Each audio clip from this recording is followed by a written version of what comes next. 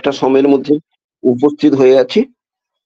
এই সময় আমাদেরকে একটু আরো বেশি করে শান্ত থাকতে হবে, আরো বেশি করে পেশেন্সটা বজায় রাখতে হবে, নিজেদের প্রতি বিশ্বাস আত্মবিশ্বাসটাকে বাড়িয়ে নিতে হবে এবং সততার সঙ্গে সকলকে নিয়ে একতার সঙ্গে সামনের দিকে, গোলের দিকে, লক্ষ্যের দিকে এগিয়ে যেতে হবে। আমি আজকে একটা আমাদের ভারত মাতার অন্যতম এক কৃতি সন্তান ডক্টর APJ আব্দুল কালামের একটা বক্তব্য দিয়ে শুরু করব। তিনি চরিত্র গঠন সম্বন্ধে একটা বলেছেন, building good human character is not just a choice, it is a necessity for the progress and harmony of society. Character is the foundation upon which our actions, decisions, values and build. অর্থাৎ সমগ্র সমাজের উন্নতি সাধিত হয় চরিত্রবান ব্যক্তিদের দ্বারা। অর্থাৎ তিনি বলতে চেয়েছেন যে সারা বিশ্বে যে আমরা এত মানুষ রয়েছি, একটা মানুষের যদি চরিত্র যদি না আমরা ঠিক করতে পারি বা চরিত্র যদি না বিল্ড আপ করতে পারি, তাহলে কিন্তু জাতির, দেশের, সমাজের কিন্তু উন্নতি হতে পারে না। বর্তমান সামাজিক, নৈতিক ও আধ্যাত্মিক অবক্ষয়ের সময়ে দেশের ছেলেমেয়েরা, বিশেষ করে ভারতবর্ষ বা তৃতীয় বিশ্বের যে ছেলেমেয়েরা, আমরা পাশ্চাত্য সভ্যতার অন্ধ অনুকরণে আমরা ব্যস্ত হয়েছি। অর্থাৎ পাশ্চাত্য দেশে কি চলছে সেটা, তার ঢেউটা আমাদের দেশে পড়ছে। আমাদের ছেলেমেয়েরাও সেটা নকল করতে শিখেছে বা সেটা শেখার জন্য ব্যস্ত হয়ে পড়েছে, অন্ধ অনুকরণ আমরা করে যাচ্ছি। অসংযম আর কদভ্যাস দেশের ছেলে মেয়েদের মেরুদণ্ড ভেঙে দিচ্ছে। সেই জন্য আমাদের যে মুনি ঋষিদের দেশ, আমরা যে একটা সকলের সংযম আছে, একটা বারবার বলেন মুনি ঋষিরা, সংযম আমাদেরকে করতে হবে, লোভ ত্যাগ করতে হবে, সংযমী হতে হবে, মিতব্যয়ী হতে হবে, সম্মানীয়কে সম্মান দিতে হবে, আমাদের মেরুদণ্ডটাকে সরল, সহজ, সরল রাখতে হবে, দৃঢ় রাখতে হবে। কিন্তু আমাদের ছেলেমেয়েরা আজকালে পাশ্চাত্য দেশের অনুকরণে ব্যস্ত হয়ে পড়েছে। তাদের মেরুদণ্ডটা কিন্তু সোজা নেই, ভেঙে গেছে, নুব্জ হয়ে গেছে, কুব্জ হয়ে গেছে। এদিকটা আমাদের অভিভাবক বা পিতামাতাদেরকে আগে মনে রাখতে হবে। এখন প্রত্যেক অভিভাবকগণের দেশ, জাতি, সমাজে সর্বোপরি নিজেদের স্বার্থে প্রতিকারের উপায় গ্রহণ করা উচিত। প্রত্যেক পিতামাতার আজ সতর্ক হওয়া প্রয়োজন, কিন্তু সব সময় ওত পেতে বসে থাকার যোগ্য সামর্থ্য জগতের কোনো পিতামাতার নেই। কারণ আমরা যারা পিতামাতা, আমরা যারা অভিভাবক, আমাদের যাদের ছেলে মেয়েরা রয়েছেন, তা হয়তো পড়াশোনা করছে, আবার হয়তো কেউ চাকরি করছে, আবার কেউ হায়ার এডুকেশন তারা পড়ছে, চাকরি বাকরি পায়নি। কারণ চাকরি দেওয়ার মতো ক্ষমতা এখন কি রাজ্য সরকার বা কেন্দ্র সরকার, তাদেরও নেই। আবার অনেক IT কোম্পানিরা রয়েছে, তারাও কিন্তু চাকরি দিতে পারছে না। এই মুহূর্তে IT কোম্পানিগুলোতে চাকরি আরো ছাঁটাই করছে। আমরা দুই একটা যেমন দেখতে পাচ্ছি, যেমন হয়তো মাইক্রোসফট বা অ্যামাজন, তাদের বিভিন্ন দেশে, সারা বিশ্বে কেউ 15,000, কেউ 10,000 চাকরি তারা আরো কর্মীকে ছাঁটাই করে দিচ্ছেন তার খরচ বাঁচানোর জন্য, ইত্যাদি ইত্যাদি। সুতরাং আমরা চাইলেই যে চাকরি পাবো সরকারি বা বেসরকারি কোনো সেক্টরে, সেটা নিশ্চয়তা নেই। যতই আমার যোগ্যতা থাকুক না কেন, যতই আমাদের হায়ার এডুকেশন থাকুক না কেন, এটা হচ্ছে কি না, একটা আমাদের ভাগ্যের উপরে আমরা কিন্তু চলছি। আর ভাগ্যের নির্মম উপহাসের পাত্র আমরা হচ্ছি। আমরা ভালো পড়াশোনা করেও, যোগ্যতা থাকা সত্ত্বেও, ট্যালেন্টেড হওয়া সত্ত্বেও আমরা কিন্তু অনেক ছেলেমেয়েরা চাকরি পাচ্ছে না। তাই দিব্য দৃষ্টি সম্পন্ন ব্রহ্মজ্ঞ পিতামাতা সুলভ নয়। অর্থাৎ আমাদের মধ্যে অনেক পিতামাতাই হচ্ছে ব্রহ্মজ্ঞ, হচ্ছে দিব্য দৃষ্টি সম্পন্ন আমরা মানুষ। তাই আত্মরক্ষার রুচি ও শক্তি তাদের মধ্যে সৃষ্টি করতে হবে, যেন পিতামাতার অজ্ঞাতসারেও তারা সমস্ত প্রলোভন থেকে নিজেদেরকে রক্ষা করতে পারে ও নিজেদের চরিত্রকে সুন্দর করে গঠিত করে। এদিকে আমাদেরকে সজাগটা দৃষ্টি রাখতে হবে। তা না হলে কিন্তু যে অবক্ষয় চলছে সারা বিশ্বব্যাপী, দুর্নীতি হচ্ছে, নেতিবাচক কুসঙ্গতা, ব্যভিচার, মিথ্যাচার, মানুষকে দিগ্বিদিক জ্ঞান বিপথে পরিচালিত করতে, সেই পথেই কিন্তু ধাবিত হবে। এটার থেকে আমাদেরকে রক্ষা করতে আমরা পারবো না যদি না আমরা পিতামাতারা বা অভিভাবকরা আমরা যদি না সচেতন হই বা তাদেরকে সেই ধরনের সুশিক্ষায় সুশিক্ষিত করতে পারি না। হ্যাঁ, বাই জব আমরা খুবই লাকি, আমরা ফরচুনেট, আমরা খুবই ভাগ্যবান, কারণ আমরা অনপেসিভের মতো একটা বিশাল বিশ্বব্যাপী বিজনেস প্ল্যাটফর্মে যোগদান করতে পেরেছি। এবং আমাদের যে মহানুভব সিইও, গ্রেট মেন্টার আমাদের, তিনি একজন visionary person, kind hearted person, philosophy person, philanthropic person.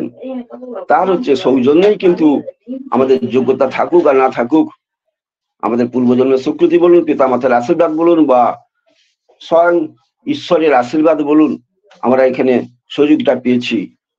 সেই জন্য আমরা হচ্ছে ভাগ্যবান।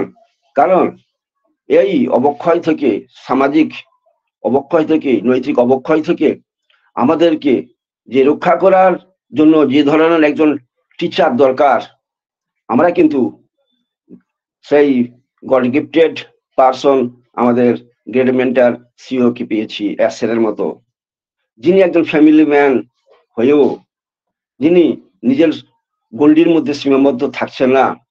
তিনি চান আমাদের মতো 14 লাখ যে ফাউন্ডার রয়েছেন তাদের জীবনটাকে তিনি গড়ে দিতে চান। তিনি বলছেন আমরা we are all friends, we are all equal. তিনি এটাও বলছেন I can not die with the development of all founders. এটাও তিনি বলেছেন I can not change the whole world but I can change someone's world. তিনি বলছেন আমার একার দ্বারা কিন্তু সারা বিশ্বকে পরিবর্তন করা সম্ভব নয়। তিনি কিছু মানুষের পরিবর্তন একা অবশ্যই করতে পারবেন, কিন্তু তিনি যে একজন টিচার, তার যে 3টা মহৎ বাণী আমরা সবসময় বলে থাকি। নাম্বার 1, মিনিমাইজ প্রভার্টি, অর্থাৎ সারা বিশ্বের যেটা জাজ্বল্যমান যে সমস্যাটা আমাদের মধ্যে রয়েছে, মানুষের মধ্যে রয়েছে, সেটা হচ্ছে প্রভার্টি, দারিদ্রতার অভিশাপ থেকে তিনি মুক্তি দিতে চান। এটা তিনি প্রথম বলেছেন। তারপরে বলেছেন করাপশন টু কারেকশন, অর্থাৎ দুর্নীতিকে দমন করতে চান, কারেকশন করতে চান, সংশোধন করতে চান। সারা বিশ্বে কি সরকারি কি বেসরকারি ক্ষেত্রে বলুন বা আমাদের নিজেদের মানুষদের মনের মধ্যে বলুন, দুর্নীতিরা রন্ধে রন্ধে প্রবেশ করেছে। তাই এই দুর্নীতিকে যদি না দূর করা যায় তাহলে কিন্তু আমরা দেশকে, জাতিকে, সমাজকে অগ্রগতির পথে এগিয়ে নিয়ে যেতে পারবো না। আর তৃতীয়টা হলো সবচেয়ে গুরুত্বপূর্ণ, আপলিফটিং হিউম্যানিটি, অর্থাৎ মনুষ্যত্বকে আরো বর্ধিত করা, উন্নতি করা। অর্থাৎ আমাদের মনের মধ্যে যে মনুষ্যত্ব বোধ আছে, যে মানবিকতা আছে, যে ভালোবাসা আছে, ভক্তি আছে, শ্রদ্ধা আছে, যে গুণগুলো, সততা আছে, একতা আছে, এই যে গুণগুলো, মানবিক গুণ, এই গুণগুলো ঘুমন্ত অবস্থায় রয়েছে, সেগুলোকে যদি না আমরা জাগ্রত করতে না পারি তাহলে কিন্তু আমরা নিজেদেরকে প্রকৃত মানুষ হিসাবে মেলে ধরতে পারবো না। আমরা যতই চেষ্টা করি না কেন, নিজে অন্ধ হয়ে যেমন অন্যকে অন্ধতে দূর করতে পারবো না, তাই জ্ঞানের যদি আলো দেখাতে পারি, জ্ঞানের মশালটা যদি আমরা তুলে ধরতে পারি, নিজের আলো, নিজের অন্ধকারকে দূর করব, তার পাশাপাশি আমাদের আশেপাশে যত সমস্ত মানুষরা রয়েছেন, অজ্ঞতা মলিনতা তাদের মধ্যে রয়েছে, সেগুলোকে দূর করতে এই মশালটাকে, জ্ঞানের মশালকে আমরা ধরে সেটা দূর করতে পারবো। সেই ধরনের একজন হচ্ছে পথপ্রদর্শক, সেই জন্য একজন জ্ঞানী গুণী মানুষ, সেই জন্য একজন ভিশনারি পার্সন। তাই আমার মনে হয় এই মুহূর্তে সারা পৃথিবীতে যে কতিপয় মানুষ রয়েছেন তাদের মধ্যে অন্যতম হল অ্যাসার, একজন ভিশনারি পার্সন। তিনিই হচ্ছে পারেন সারা বিশ্বের যে তার যে মিশন ভীষণ মোটোকে বাস্তবায়িত করতে পারে। এবং আমাদের মতো যে 14 লাখ+ যে আমরা তার যে সঙ্গী রয়েছেন, বাইরে রয়েছেন, তাদেরকে নিয়েই তিনি পারেন। তার বিশাল টেক টিম আছে, তাদেরকে নিয়েই তিনি অক্লান্ত তিনি পরিশ্রম করছেন, যাতে বিশ্বের দরবারে অনপেসিভকে তুলে ধরা যায়, অনপেসিভকে সারা বিশ্বের মধ্যে 1 নম্বর প্রতিষ্ঠানে পরিণত করা যায়। এবং অনেকটা বাস্তবায়িত হয়েছে, আরো কিছু কাজ বাকি আছে, যে কাজটা অবশ্যই একটু দুরূহ ব্যাপার, কঠিন ব্যাপার, কিন্তু আমাদের কাছে মানুষ ইচ্ছা করলে কোনো কঠিন মনে হবে না, কোনো অসুবিধা বলে মনে হবে না। সে প্রমাণ হোক না কেন, একদিন না একদিন আমাদের চেষ্টার ফলে বাড়াবাড়ি চেষ্টা যদি আমরা করি, সেটাকে হচ্ছে সেই দূর করতে পারবো, সেই প্রমাণ যে অসুবিধাটাকে।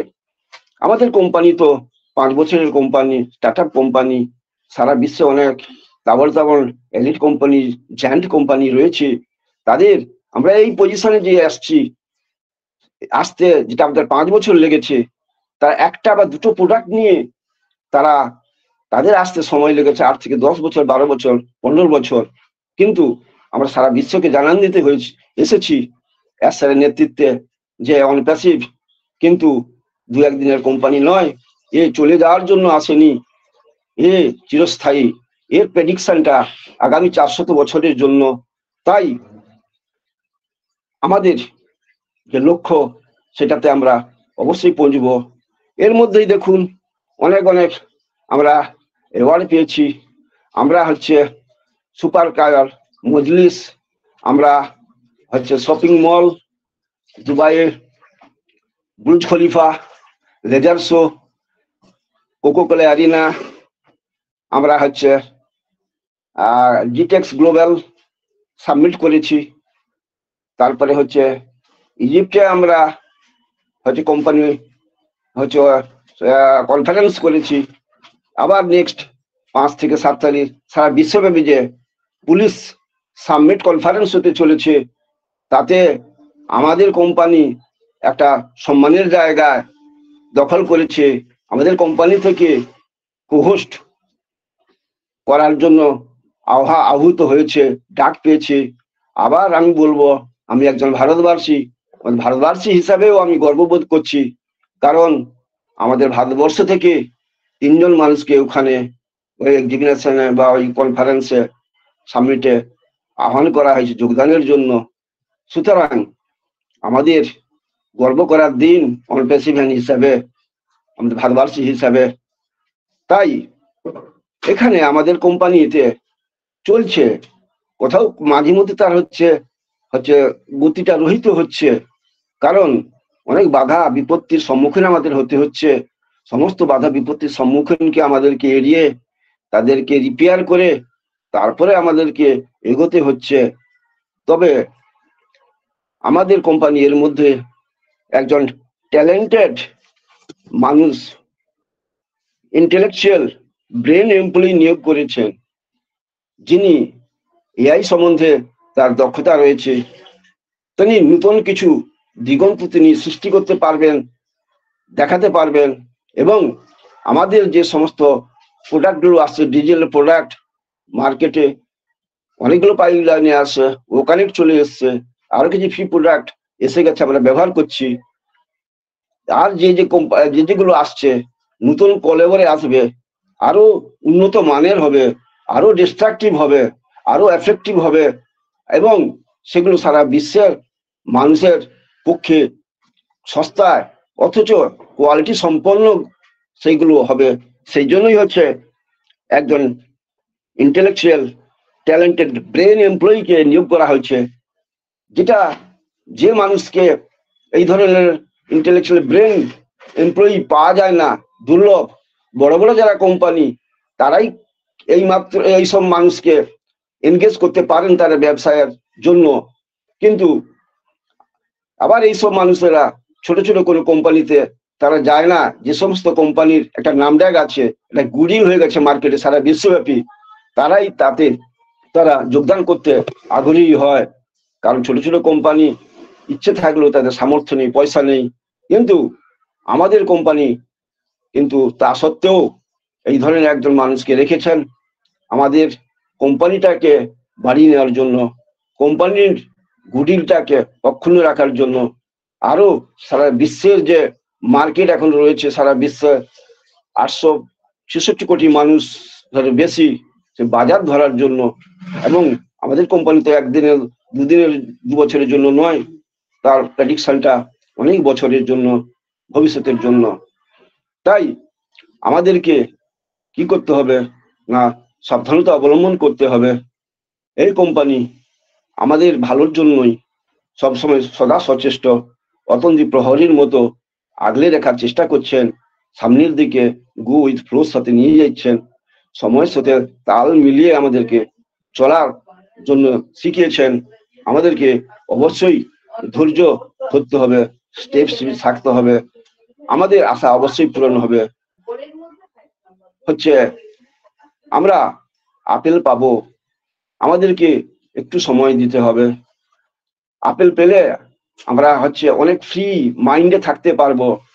আমাদের যে চাওয়া পাওয়ার যে ব্যাপারটা, আমরা তো সংসারী মানুষ, আমাদের তো হচ্ছে দৈনন্দিন জীবনযাত্রা হচ্ছে পরিবহনের জন্য, নির্বাহের জন্য যে ইনকামের দরকার, যে অ্যাপেলের দরকার, সেখান থেকে অতি অবশ্যই পাবো।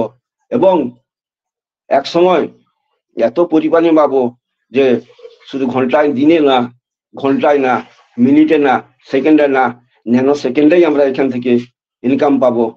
তাই আমাদেরকে শান্ত থাকতে হবে, সৎ থাকতে হবে, ধৈর্য ধরতে হবে, একতা সকলকে নিয়ে চলতে হবে, সামনের দিকে এগোতে হবে। আমরা পিছনের দিকে তাকাবো না, সামনের দিকেই আমরা তাকাবো, কারণ মুক্তির পথ সামনেই, সাকসেসের পথ সামনেই।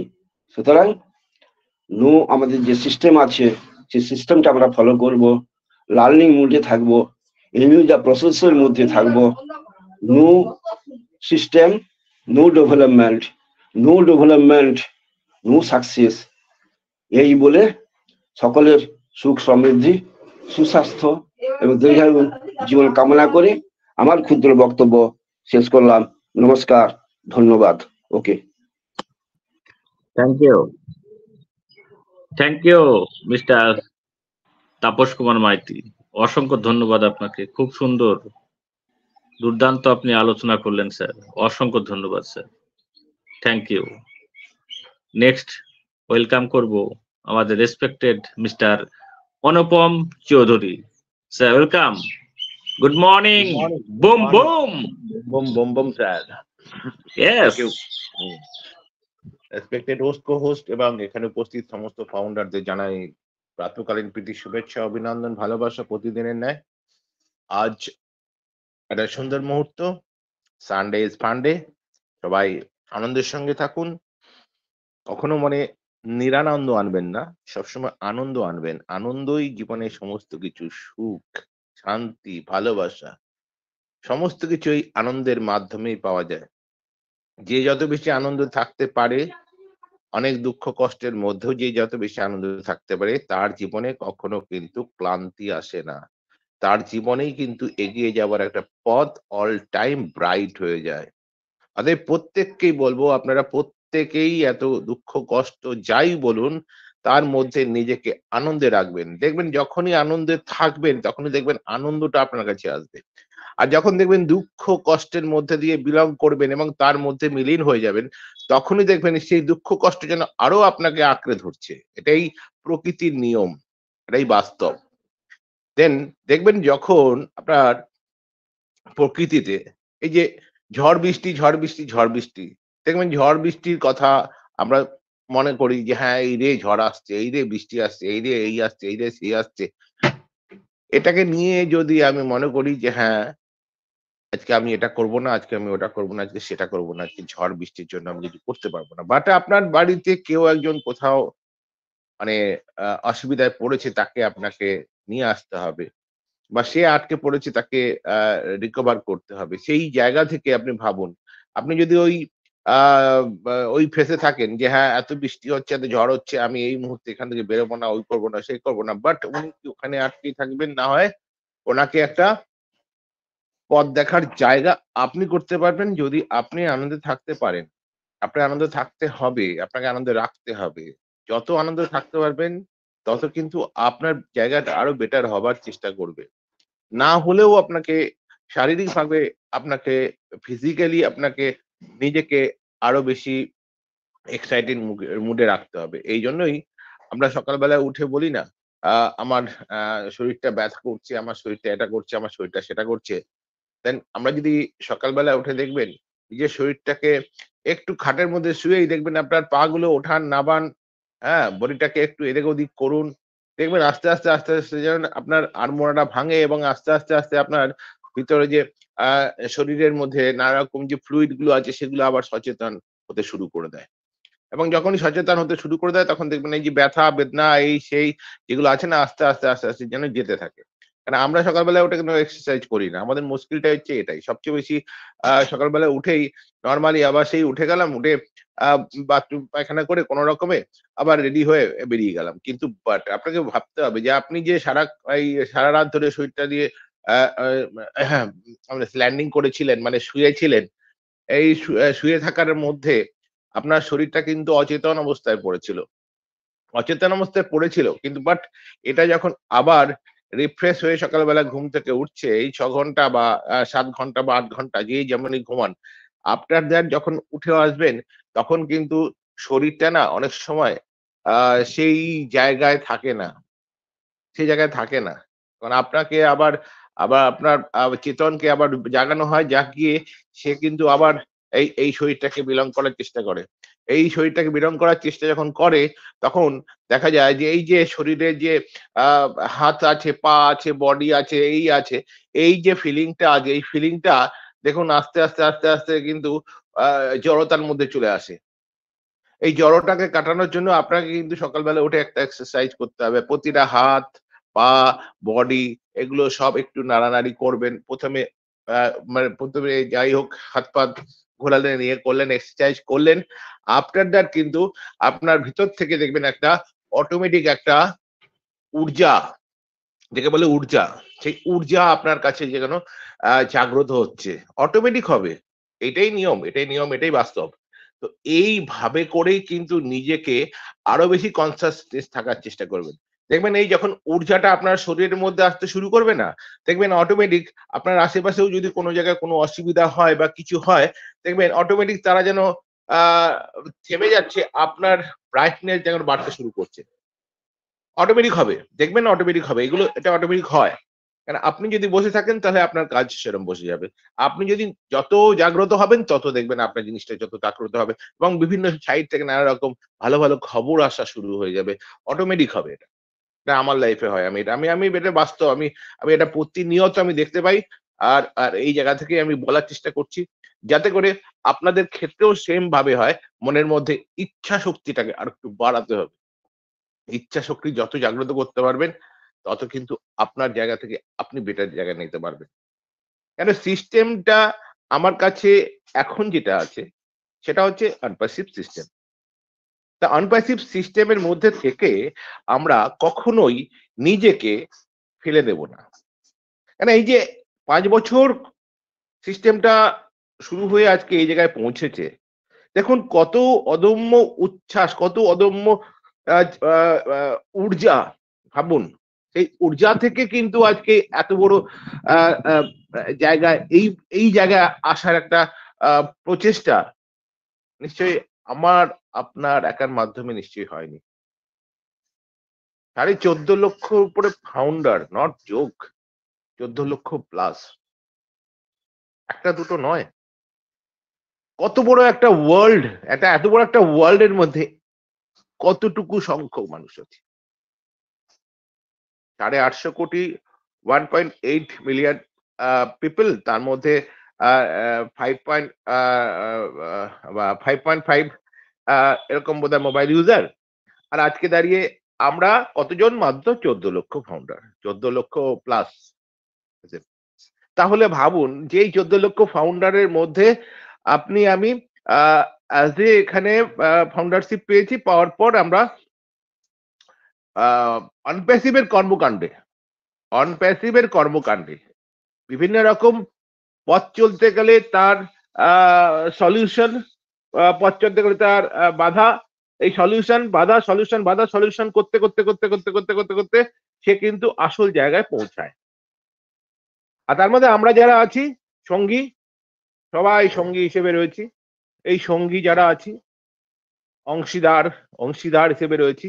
সেই অংশীদার বা ফাউন্ডার যেই বলুন, যাই বলুন, তো এই অংশীদার তার সঙ্গে সঙ্গ মিলিয়ে আমরা কিন্তু পথ চলার চেষ্টা করছি।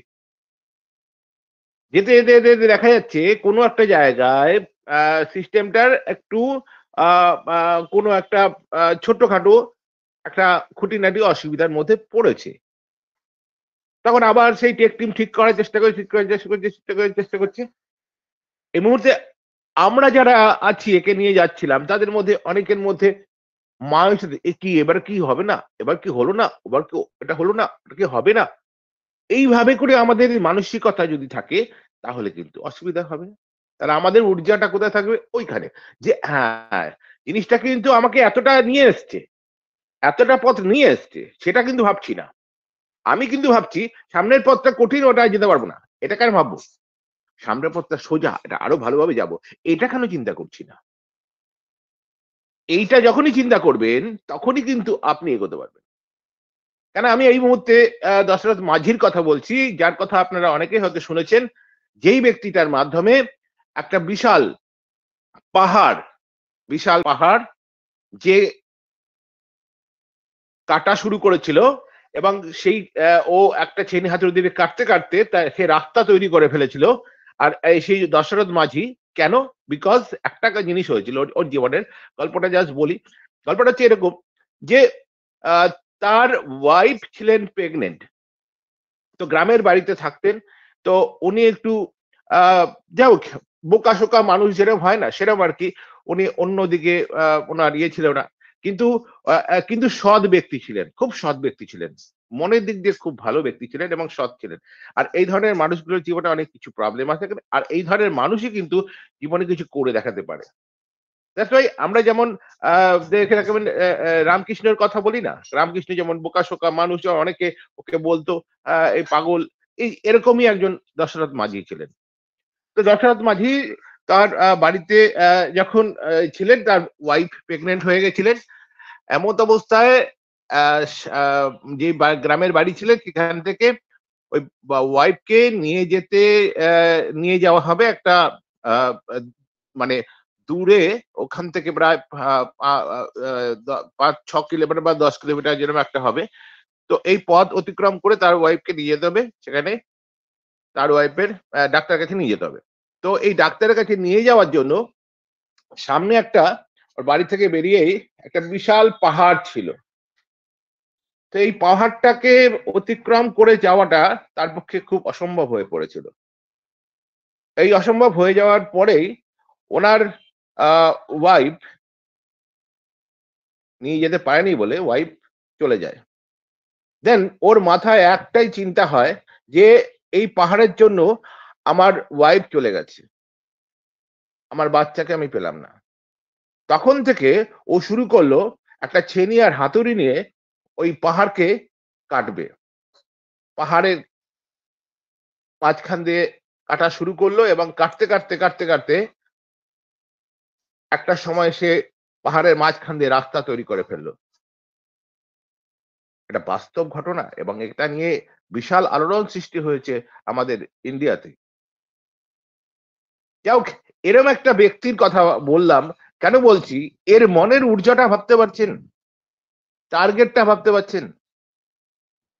আমরা যারা এখানে আছি, এখান থেকে আমরা কি জানছি, কি শিখছি? একটা জিনিস শিখছি, মনের ঊর্জাটা বাড়াবার জন্য একটা প্রসেস আমরা দেখতে পাচ্ছি, আমরা জানতে পারছি, বুঝতে পারছি। যারা আছেন প্রত্যেককে বলছি থ্যাংক ইউ। এই যে শুনছেন এর জন্য থ্যাংক ইউ। এর থেকে কি হয়, একজনের অপরের সাহারাটা আমরা কিন্তু বেঁচে আছি, একে অপরের সাহারা বেঁচে আছি।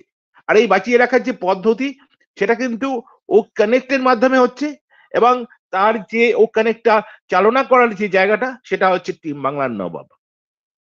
টিম বাংলার নবাবের মাধ্যমে বিশেষ করে তার মধ্যে এমন একজন ব্যক্তি আছেন যার কথা না বললে নয়, আমাদের আনোয়ার কবির স্যার মেন্টর। এনার প্রচেষ্টায় এনারও একটা পাওয়ার। দেখুন এখানে আমরা যারা আসি প্রত্যেকে কিছু না কিছু করার জন্য কিন্তু এই পৃথিবীতে তাদের জন্মগ্রহণ করতে হয়। উপরওয়ালা পাঠায়, ওইভাবে করে পাঠায়, তোমার কাজ এটা হবে, তোমার কাজ এটা করতে হবে, এটাই হচ্ছে তোমার কাজ। কিন্তু দশরথ বাজির এইটা কাজ ছিল, করার ফলে আজকে একটা বিশাল রাস্তা তৈরি হয়ে গেল, বিশাল রাস্তা তৈরি হয়ে গেল, এবং যে পাহাড়ের মাঝখানে যে প্রবলেমটা ছিল সেটা আর থাকলো না, এবং আলটিমেট সবার পক্ষে তো সুবিধা হলো যাতায়াতের জন্য। আজকে টিম বাংলার নবাবে আমাদের আনোয়ার কবির স্যারকেও সেইভাবে করে পাঠিয়েছে উপরবেলা, যে আজকে এই টিম বাংলার নবাবটাকে চালনা করবে কার মাধ্যমে, যে অনপ্যাসিভের মাধ্যমে। অনপ্যাসিভের কার মাধ্যমে? ও কানেক্টের মাধ্যমে একটা টিম বাংলার ওয়েবিনার করবে। আমরা যারা এখানে উপস্থিত আছি প্রত্যেকে কিন্তু আমাদের পাঠানো হচ্ছে, যে আমরা কেউ শুনছেন, কেউ বলছি, কেউ জিনিসটাকে ফলো করছেন। এইভাবে করে সিস্টেমটা কিন্তু এগিয়ে যাচ্ছে, আস্তে আস্তে আস্তে আস্তে এগিয়ে যাচ্ছে। আমরাও কিন্তু একটা ভালো জায়গায় পৌঁছাচ্ছি। যেমন টেক টিম সিস্টেমটাকে তৈরি করছে, ধীরে ধীরে ধীরে ধীরে ধীরে ধীরে আমরাও কিন্তু ধীরে ধীরে ধীরে ধীরে কিন্তু আমরা সুন্দরভাবে এগিয়ে চলেছি। ভাবতে পারছেন? Really we are in it to win it. Thank you, thank you. আর কিছু বলছি না। Thank you. প্রত্যেকে ভালো থাকবেন, সুস্থ থাকবেন। Over to Samit sir. Thank you, thank you mister Anupam Chowdhury, অসংখ্য ধন্যবাদ আপনাকে। খুব সুন্দর আপনি আলোচনা করে গেলেন, অসংখ্য ধন্যবাদ sir, thank you. Next welcome করব আমাদের respected, dedicated, proud founder mister Shambhu Kumar Saha. Welcome sir, good morning, boom boom. Good morning mister Shambhu Kumar Saha. Sir আমাকে শোনা যায়? ইয়েস ইয়েস, একটু লাউডলি করুন। ওকে ওকে, থ্যাংক ইউ আমাকে কথা বলার সুযোগ করে দেওয়ার জন্য। Boom boom. So team Bangla Nawab কর্তৃক আয়োজিত আজকের 2106 নম্বর বেঙ্গলি ওয়েবিনারের আমাদের মাননীয় হোস্ট, আমাদের মেন্টর এমডি আনোয়ার কবির স্যার, সাথে একঝাঁক বিজ্ঞ dedicated co host, presenter, participant এবং ইউটিউবের সকলকে জানাই আমার প্রভাতকালীন শুভেচ্ছা ও অভিনন্দন। তো আপডেট বলতে আমাদের এখন বর্তমান কিছুই নেই, আগামী দিনে আপডেট দেখার মতো আসছে, এবং কারণ আমরা অনেক সময় দেখি যে আমরা মূর্ঝে যাই, কিন্তু যখনই কোম্পানি আমাদের অ্যাশ স্যার যখন আসেন, তো অ্যাশ স্যার আসলেই কিন্তু আমাদের খুশির বার্তা নিয়ে আসেন। তো বিগত দিনেও অ্যাশ স্যার আসলেন এবং এসে কিন্তু একটা খুশির বার্তা, একটা না 2-3টা খুশির বার্তা দিয়ে গেছেন। তো আমরা সেগুলো নিয়েই থাকি, সেগুলোই জানা বোঝার চেষ্টা করি।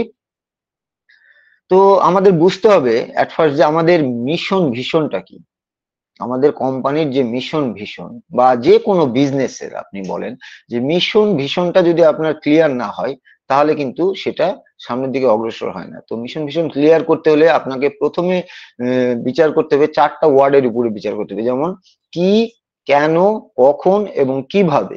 এই 4টা ওয়ার্ড যদি আপনি মানে মার্ক করতে পারেন বা এই 4টা ওয়ার্ডকে যদি আপনি নিতে পারেন, মানে আপনার লাইফে যদি ইমপ্লিমেন্ট করতে পারেন, তাহলে কিন্তু আপনার যে কোনো বিজনেস বলেন বা যেটাই বলেন সেটাতে কিন্তু ভিশন মিশনটা পুরোপুরি হয়।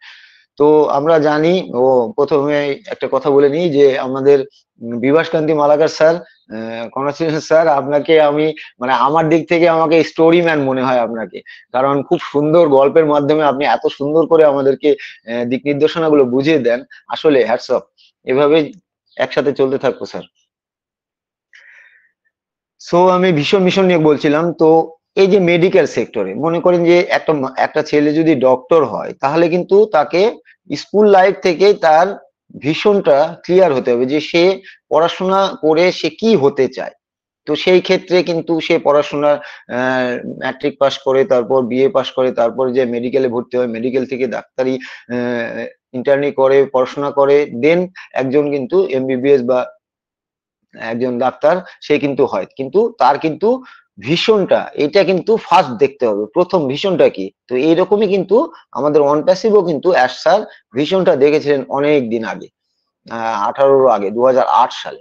তো স্যার কিন্তু 2008 সালে তিনি ভিশনটা দেখেছিলেন এবং সেই ভিশনকে পূরণ করার লক্ষ্যে তিনি কিন্তু তার মিশন অনুযায়ী সে কিন্তু কাজ করে যাচ্ছেন। তো সেইখানে কিন্তু আমাদের কথার কোনো ভ্যালুই হবে না। যেমন এটা মেডিকেল সেক্টর বললাম, একই সেক্টর মনে করেন লয়ার, যেমন আপনি যদি ওকালতি পড়তে চান বা একজন উকিল হতে চান, তো আপনাকে কিন্তু সেইভাবে ডেডিকেশনের সাথে আপনাকে এই ধাপগুলো পূরণ করতে হবে। যে আপনি কেন উকিল হতে চান, ফার্স্ট অফ অল যে আপনি উকিল কেন হবেন,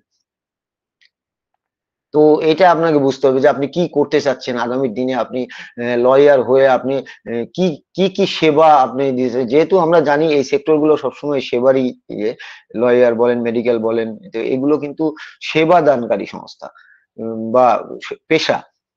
তো এখানে কিন্তু আপনাকে বুঝতে হবে যে আপনি আগামীর ভবিষ্যতে আপনি যখন একজন উকিল হয়ে যাবেন বা একজন বড় এমবিবিএস ডাক্তার হয়ে যাবেন, তো তখন আপনাকে কি করতে হবে বা তখন কি করবেন আপনি, এই ভিশনটা কিন্তু আপনাকে প্রথম দেখতে হবে। দেন আপনি কিন্তু আপনার মিশন নিয়ে এগিয়ে যেতে পারবেন। যেমন একজন বিজনেসম্যানের কথাও ধরি, যে একটা বিজনেসম্যানের প্রথম ইয়ে হচ্ছে ট্রাফিক বা কাস্টমার। সে কাস্টমার যদি দোকানে আপনি কিভাবে ফ্লো করবেন সেটা কিন্তু আপনাকে সেটার মানে মিশনটা আপনাকে সিলেক্ট করতে হবে। যেমন আপনি দোকান খুললেন, হয়তো আপনার কাস্টমার আসছে, 21 দিন পরে হয়তো আপনি একটা অফার দিলেন বা আপনি ওয়েবিনারে অফার দিলেন, একটা অফারে হয়তো এত % ডিসকাউন্ট দেওয়া হবে। তো সেইখানে কিন্তু আপনার কাস্টমারের ফ্লোটা ধরে থাকবে। তো এইভাবেই কিন্তু আমরা এগিয়ে যেতে পারি এবং আপনি আগামী দিনে বিজনেস করে কি করতে চাচ্ছেন এই মিশন গুলোও কিন্তু দরকার। তো এইভাবেই কিন্তু আমাদের কোম্পানিটা এগিয়ে যাচ্ছে। তো সেই ভিশন মিশনটা আমাদের কোম্পানির কি ভিশন মিশন, এগুলো তো আমি আলাদা আলাদা সেক্টরে বললাম। তা আমাদের অন প্যাসিভের কি ভিশন মিশন, এই জিনিসটা আমাদেরকে বুঝতে হবে যে স্যার কি দেখাতে চাচ্ছেন আমাদেরকে। স্যারের চোখে আমরা দেখবো যে স্যার আমাদেরকে আগামী ভবিষ্যতে কি দেখাতে চাচ্ছেন। তো সেই অনুযায়ী কিন্তু আমরা আমাদের মিশনটা সেট করে নেব, কারণ এটা কিন্তু আমাদের লাইফ লং একটা প্রজেক্ট বা সিস্টেম যেটাই বলেন। তো সেইটাকে কিন্তু এগিয়ে নিয়ে যাওয়ার জন্য আমাদেরকে স্যারের মতো করেই কাজ করতে হবে। তো আজকে নো ডাউট আমি আজকে এইটা এখানে ইয়ে করলাম। আর আজকে দেখলাম একটা ইয়ে দিয়েছে যে হ্যাপি কুয়েত ন্যাশনাল ডে। আজকে কুয়েত ন্যাশনাল ডে। তো আমরা সকলেই সোশ্যাল সাইটে যাব এবং আমাদের সাইট থেকে, অনপ্যাসিভ সাইট থেকে এটা পোস্ট করা হয়েছে। তো সকলে সেখানে কমেন্ট করব এবং তাদের সেলিব্রেট করব। তো এই যে দেখেন টি হাব, আমি একটু টি হাব নিয়ে একটু কথা বলি। কালকে একটা দেখলাম ইয়েতে যে টি হাব যে আসলে যে স্টার্টআপ কোম্পানিদের জন্য একটা মানে বরদান স্বরূপ।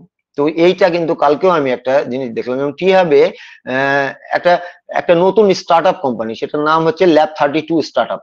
তো এইখানে 3 জন পার্টনার আছেন ইন্ডিয়ারই। তো তারা কি করছেন, তারা স্টার্টআপে করছেন হচ্ছে ক্যালকুলেটর মেমোরি কার্ড, ক্যালকুলেটরে তারা মেমোরি কার্ড চিপ সেট করছেন এবং সারা দিনের সমস্ত লেনদেন ট্র্যাক করতে পারে এবং রেকর্ড করতে ছোট বিজনেসম্যানদের সাহায্য করার জন্য টু হ্যান্ডস নামের একটা স্মার্ট ক্যালকুলেটর তারা তৈরি করছেন। টু হ্যান্ডস, তো টু হ্যান্ডস কিন্তু স্মার্ট ক্যালকুলেটর তৈরি করছেন এবং এইটা কিন্তু সেই কাজগুলো করতে পারে। এবং আপনি সারাদিনে যে ক্যালকুলেটরের যে কাজগুলো করলেন, এইটা আপনি কিন্তু ওয়াইফাই এর মাধ্যমে, দিন শেষে ওয়াইফাই এর মাধ্যমে টু হার্ড মোবাইল অ্যাপ আছে তাদের একটা, এই মোবাইল অ্যাপে আপনি সিঙ্ক করতে পারবেন।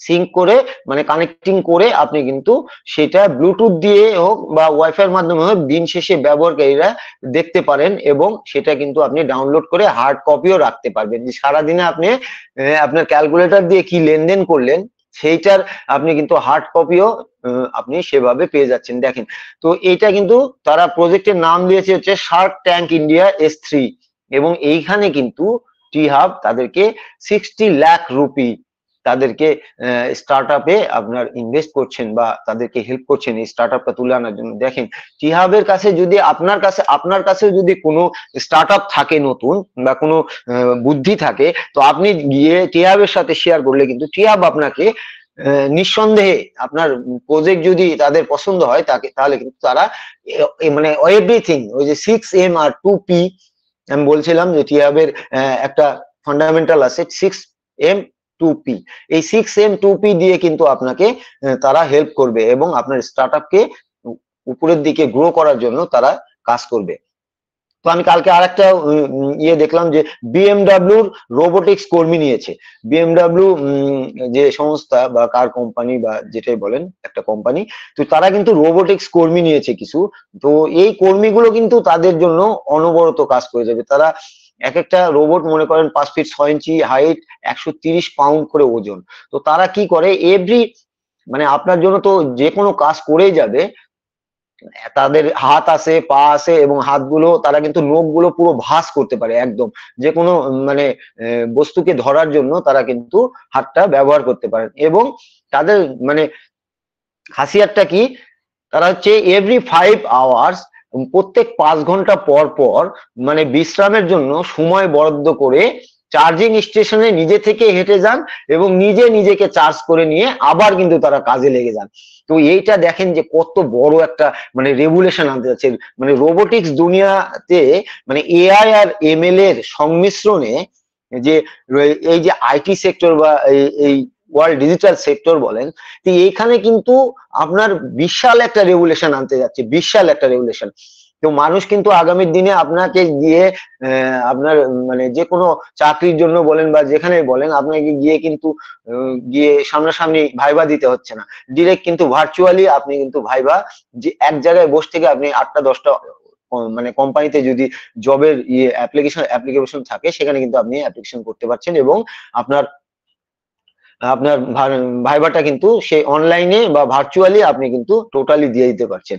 তো আগামী দুনিয়াটা আসতেই যাচ্ছে ভার্চুয়ালি, কারণ আমরা দেখছি যে অ্যাপেল কি তৈরি করছে। অ্যাপেল এই যে কিছুদিন আগে প্রো নিয়ে আসলো, তো সেইটাও কিন্তু এইভাবেই কিন্তু আগামী দিনে এই ইনস্ট্রুমেন্ট গুলো, এই যে এই এই প্রোডাক্ট গুলোই কিন্তু আমাদেরকে ফিউচারের দুনিয়ার সাথে পরিচয় করিয়ে দিবে। তো আমরা সকলেই এটা নিয়ে একটু জানা বোঝার মধ্যে থাকবো। তো আমাদের আপডেট বলতে সেরকম কিছুই নেই। তো আমরা আগামীর ভবিষ্যৎ দেখি, যেহেতু আমাদের 1 মার্চ পর্যন্ত আমাদের এক্সটেনশন করা হয়েছে। তো এই 1 মার্চের মধ্যেই মেবি একটা বড় একটা ধামাকা হওয়ার মানে আভাস পাওয়া যাচ্ছে, যেটা স্যার বলে গিয়েছিলেন। তো দেখা যাক, টাইম এন্ড ডেট কোনো ম্যাটার করে না আমাদের বিজনেসে, কারণ আমরা আইটি সেক্টরের সাথে আছি। আইটি সেক্টরে টাইম এন্ড ডেট এটা কখনোই কেউ বাইন্ডিংস দিতে পারবে না।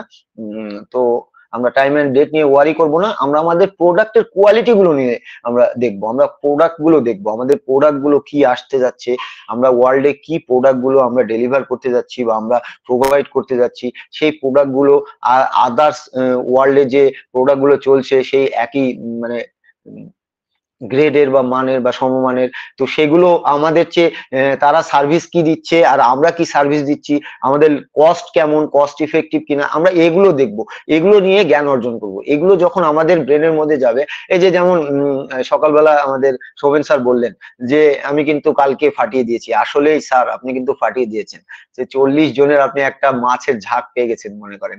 তো কারণ আপনি লাস্ট যখন কথা শুরু করেছেন, তো সেখানে আমরা জানি যে আপনি আইটি সম্বন্ধে কতদূর জানেন।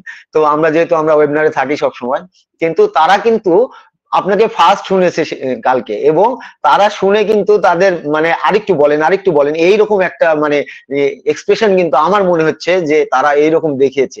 না স্যার আপনি 45 মিনিট আপনি একাই কথা বলে গেছেন, এটা কিন্তু অনেক বড় ব্যাপার।